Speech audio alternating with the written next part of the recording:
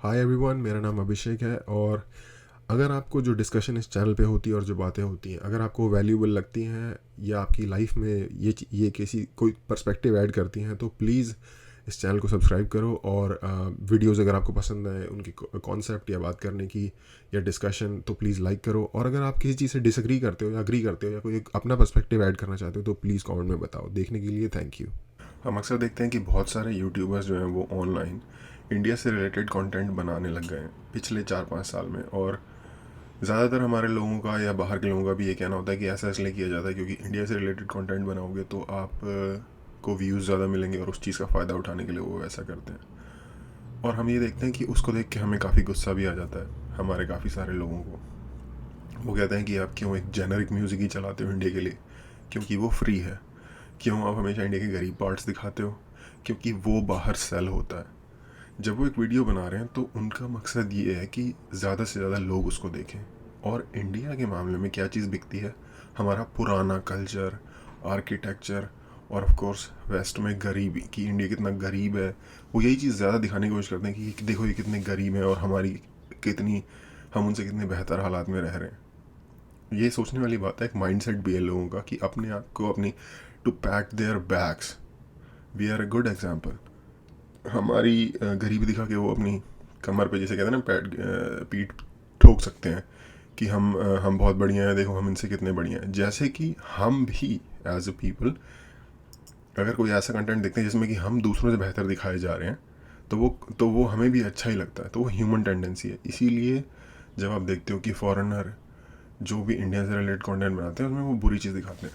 अब इसका दूसरा पार्ट ये है कि हमारे लोग इससे देख के बहुत ज़्यादा इरिटेट हो जाते हैं, बहुत इरिटेट। और मुझे लगता है कि शायद उसमें ज़्यादातर तादाद यंग लोगों की होगी, जो लाइक 20 के आसपास की एज ग्रुप में होंगे, जिनको देख के गुस्सा आता होगा कि क्योंकि इंडिया में डेवलप्ड जगह भी हैं, तो बुरी जगह क्यों दिखाई जा रही हैं, या फिर गरीब एरियाज़ क्यों दिखाए जा रहे हैं, या फिर एक, जैसा कि मैं पहले कह रहा था, एक पर्टिकुलर टाइप का म्यूज़िक ही क्यों दिखाया जा रहा है। अगेन पहली बात तो ये, ऑफ कोर्स म्यूज़िक यूट्यूब पे ऊपर किसी का भी यूज़ करना बहुत ही खतरे से खाली नहीं है अगर वो कॉपीराइटेड कंटेंट हो। लेकिन जो म्यूज़िक वो यूज़ करते हैं वो फ्री होता है, और इसलिए उसकी सिंपल और बेसिक वजह ये है, कोई खास उसके पीछे कोई कॉन्स्पिरेसी थ्योरी नहीं है। दूसरी चीज़ ये है कि हमें कोई शायद इतना दुख होना भी नहीं चाहिए अगर वो हमारी गरीब साइड दिखा रहे हैं। क्या फ़र्क पड़ता है अगर वो हमारी गरीब साइड दिखा रहे हैं? पहली बात, शायद हमारी तरक्की अगर होती रहे और दूसरे ये सोचते रहें कि हम गरीब हैं, तो इसमें कोई बुरी चीज़ नहीं है। हमें बहुत बड़बोलापन या बहुत ज़्यादा फ्लैशी बनने की ज़रूरत ही क्या है? और दूसरी बात यह है कि हम सही में गरीब हैं भी। ऑफ कोर्स इंडिया में बहुत ज़्यादा डेवलपमेंट हुई है, लेकिन इनफ डेवलपमेंट नहीं हुई है। फॉर एग्जांपल अगर आपको कंपेयर करना है तो आप चाइना से कर लो, जिसका कि ऑफ कोर्स आप काउंटर दे सकते हो ये बोल के कि वो डेमोक्रेसी नहीं है, हम तो डेमोक्रेसी हैं, ये है वो है। But at the end of the day तरक्की नहीं हुई है, वो चीज़ अपनी जगह स्टैंड करेगी ही। इसका मतलब तरक्की हो सकती थी। उसके अलावा एक ये चीज़ है कि कुछ एरियाज़ हमारे कंट्री में, कुछ पॉकेट्स हैं जो डेवलप हो गए हैं, लेकिन ज़्यादातर overwhelming majority in terms of area, land area और लोग, वो बुरे ही हालात में है। वो गरीबी में ही है, लोग गरीबी में जी रहे हैं और जगहों की हालात ख़राब है। फॉर एग्ज़ाम्पल, हम बिल्कुल जो बेसिक चीज़ें होती हैं, इलेक्ट्रिसिटी, जो कि अब शायद कुछ जाके रूरल एरियाज़ में हर जगह पहुंची है, शायद अभी भी कुछ ऐसे एरियाज़ हैं इंडिया में जहाँ पर इलेक्ट्रिसिटी नहीं पहुंची है। Electricity, road, sewage, water supply, human society को इस्टेब्लिश करने के जो बेसिक प्रिंसिपल हैं, जो वेस्ट ने 100 साल पहले फिगर आउट कर लिए थे, फर्स्ट वर्ल्ड वॉर से पहले या उसके आसपास या उसके बाद, वो हम अभी तक प्रॉपरली सही से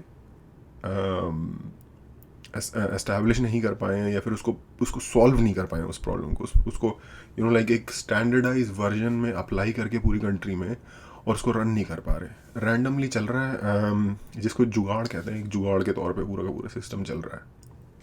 और तो इसीलिए मैं कह रहा हूँ कि है हमारे वहाँ अगर आप परसेंटेज में निकालोगे तो मुझे लगता है शायद कि 90% एक जुगाड़ अनप्लान्ड तरीके का एरिया है, और सिर्फ 10% में, जिसको आप कहते हो कि प्रोग्रेस हुई है, तो वो प्रोग्रेस हुई है। गिनती के शहर हैं, और उन शहरों का बहुत ही सीमित लिमिटेड 5% एरिया है जो कि उस तरीके का डेवलप्ड है जिस तरीके की डेवलप्ड की हम सोचते हैं कि लोग बाहर दिखाएं। अब आप बताओ कि कोई आपका 5% दिखाना चाहिए किसी को जायज़ तरीके से, या किसी को आपका 95% दिखाना चाहिए? क्योंकि मैं ऐसा नहीं कह रहा लोग गरीब हैं, बहुत ही अनप्लैंड जगहों पे भी, गांव वगैरह में भी लोग पैसे वाले हैं, उनकी अपनी जेब में पॉकेट में पैसा है, मिडिल क्लास से ऊपर, शायद वो इस लेवल पे भी हैं कि उनको काम करने की ज़रूरत नहीं है और उनकी अर्निंग आती रहेगी। लेकिन जो माइंडसेट है और जो उस एरिया की जो ऑर्गेनाइजेशन है, ठीक ठाक पैसे वाले घर के बाहर नाली बह रही है, सीवर है।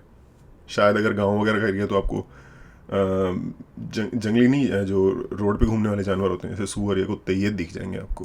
तो ऐसी डेवलपमेंट, ये कोई होलसम डेवलपमेंट नहीं है। हमने एक बहुत छोटे एरिया में डेवलपमेंट कर दिया, या फिर पैसे के मामले में डेवलपमेंट कर दिया, उस बंदे के पास पैसा आ गया है लेकिन लाइफस्टाइल नहीं आया। क्योंकि लाइफस्टाइल वो तब आता है जब, अगर आप में से जो लोग किसी भी डिप्लोमेटिक एरिया में गए होंगे, दिल्ली में फॉर एग्जांपल चाणक्यपुरी है, तो आपको दिखेगा बहुत खुली सड़कें हैं, पैदल चलने वालों के लिए जगह है, स्ट्रीट वॉकर्स के लिए साइड वॉक्स हैं, उस पर लोग नहीं चलते, उस पर सिर्फ, उस पर कोई रेडी नहीं लगाता, उस पर कुछ नहीं होता, उस पर लोग चलते हैं। नई दिल्ली, जो दिल्ली का एरिया है, वो पूरा ऑलमोस्ट ऐसा ही है। और सड़कों के साइड पे घास लगी हुई है, कहीं फूल भी लगे हुए हैं जहाँ थोड़ा अच्छे से मेंटेन किया गया है। तो इस चीज़ को देखते हुए आपको लगता है कि हाँ यार, ये तो एक अलग ही लेवल है। तो लेकिन वो कितना बड़ा एरिया है हमारी कंट्री का, वो कितना बड़ा परसेंटेज है हमारी कंट्री का, जो डेवलप्ड अर्बन एरिया है उसका वो कितना बड़ा परसेंटेज है, बहुत छोटा। अगर आप किसी भी ढंग की वेस्टर्न कंट्रीज़, यूएसए, कनाडा, कहीं भी जाओगे, आपको किसी भी नॉर्मल शहर में फुटपाथ हमेशा ही अवेलेबल दिखेगा लोगों के चलने के लिए। और जो मैंने बेसिक चीज़ें बोली थी ना कि sewage, water supply, electricity, road, infrastructure codified नहीं है कि बिल्डिंग के कोड्स कैसे हैं, या अगर है भी तो 0% अप्लाई होता है, जो मर्जी जैसे मर्जी बना लेता है। ठीक है। उसके अलावा एक बहुत इंपॉर्टेंट चीज़ होती है फुटपाथ। हर इंसान इफेक्ट होता है जो सड़क पर चलता है उससे। बहुत सारे लोग सड़क पे चलना पसंद करते हैं, चल के अपने डेस्टिनेशन तक जाना पसंद करते हैं, उसके कितने सारे फ़ायदे हैं, उससे पोल्यूशन कम होगा, उससे ऑफ कोर्स क्या कहते हैं, इंसान जो चल रहा है उसकी सेहत बढ़ेगी, क्योंकि वो किसी चीज़ पे बैठ के नहीं जा रहा, एक फिजिकल एक्सरसाइज हो रही है।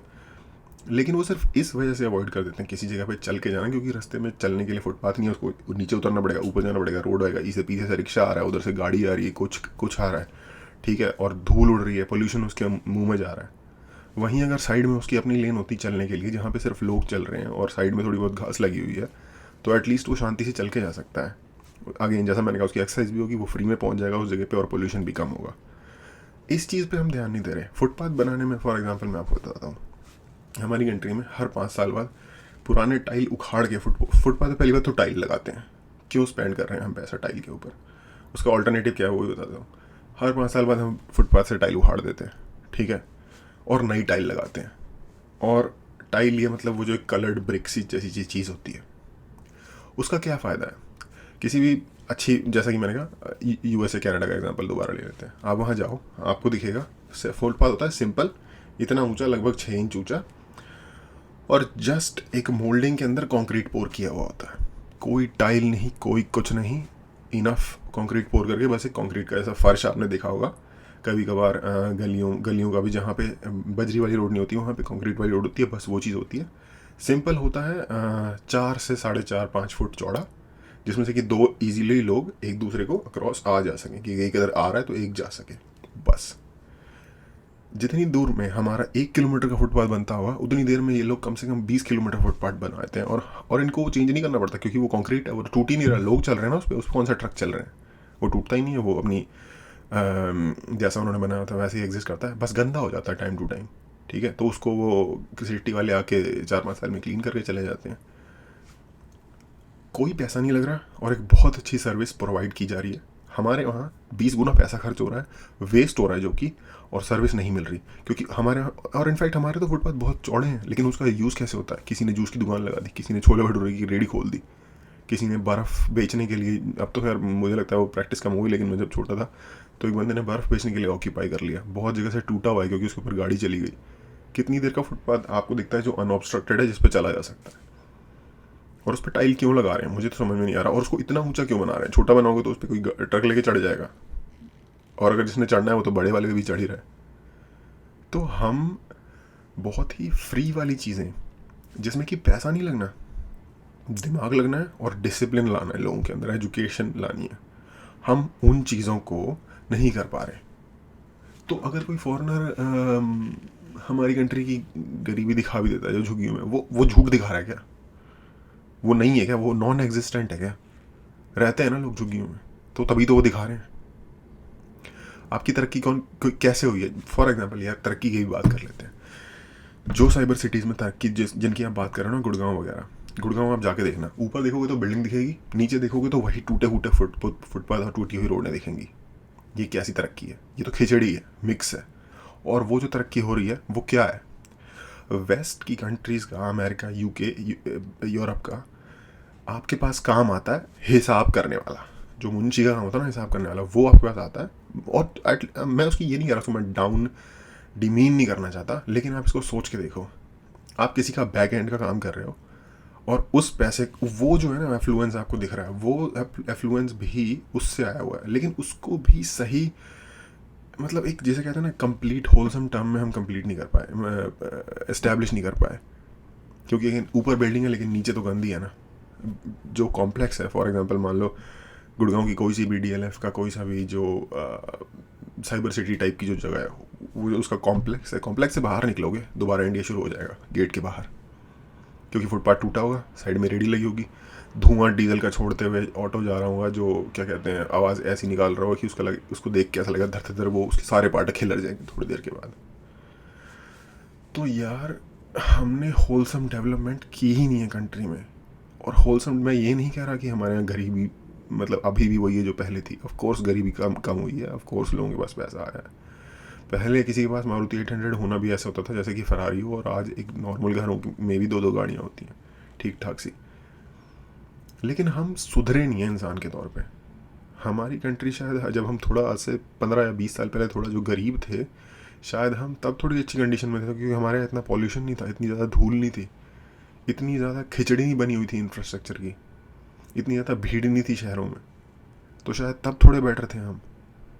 आप कभी भी एयर क्वालिटी इंडेक्स दिल्ली का उठा के देख लो, या जो भी बड़े शहर हैं दूसरे इंडिया के उनका उठा के देख लो, रहने इंसान के रहने लायक, जिसमें इंसान सरवाइव कर सके, एक अच्छी हेल्थी लाइफ, जो उसके लंग्स जो है वो एक फ्रेश ऑक्सीजन ले सकें, ऐसी सिचुएशन नहीं है। तो फॉरेन लोग अपने वीडियो में हमारे बारे में क्या दिखा रहे हैं, अच्छा दिखा रहे हैं, गरीब दिखा रहे हैं, वो तो भाई लीस्ट कंसर्न होना चाहिए ना यार। जब अच्छा होगा तो वो दिखाएंगे ना अच्छा अपने आप ही। उनकी कोई हमसे पैदाइशी दुश्मनी तो नहीं है, उनके वहाँ जो बिकता है वो दिखाते हैं, और उनको वो यहाँ मिल जाता है वो दिखाने के लिए। अगर मान लो वो हमारे लिए बायस्ड ही हैं, उनको हमारा बुरा ही देखना है, बुरा रूप ही देखना है, वो रूप एग्जिस्ट ही नहीं करेगा, तो कहाँ से दिखाएंगे? तब आप कह सकते हो ना कि भाई हमने तो उसे चेंज कर दिया, तुम वही दिखाए जा रहे हो, आउटडेटेड हो तुम लोग, है ना। और वो फिर आपके पास पॉइंट भी होगा कहने के लिए। जापान का तो वो ही नहीं दिखाते गरीबी, जापान भी तो एक एशियन कंट्री है। तो इस चीज़ पे शायद हमें सोचने की ज़्यादा ज़रूरत है कि दूसरे हमारे बारे में क्या सोचते हैं, वो गए भाड़ में। हम हैं क्या, वो चीज़ इंपॉर्टेंट है। दूसरे हमारे को सोचते रहे कि हम अव्वल दर्जे के गरीब हैं, कोई फ़र्क नहीं पड़ता, हम बस होने नहीं चाहिए गरीब, या दूसरे हमारे के बारे में सोचते रहे कि ये लोग क्या कहेंगे उसे, अनसिविलाइज्ड है, बट हम होने नहीं चाहिए, वो सोचते रहे जो मर्जी, क्या फ़र्क पड़ता है। एनीवेज आज के लिए इतना ही, थैंक यू।